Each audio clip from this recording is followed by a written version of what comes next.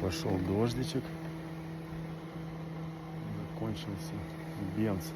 Да, заправляем. Квадроцикл. Какая красота здесь.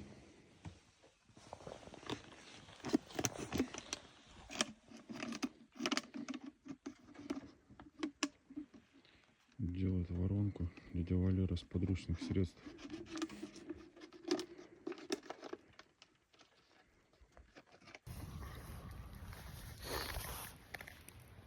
Да? Но, А у тебя что, Вовка, там еще даже ничего не пришло?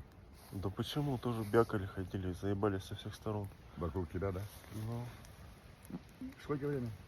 3. Вот так вот Я пойду начнем. сейчас. Спальничек, Где Вовка сидит? спальничек, карематик. И все, так спать сейчас.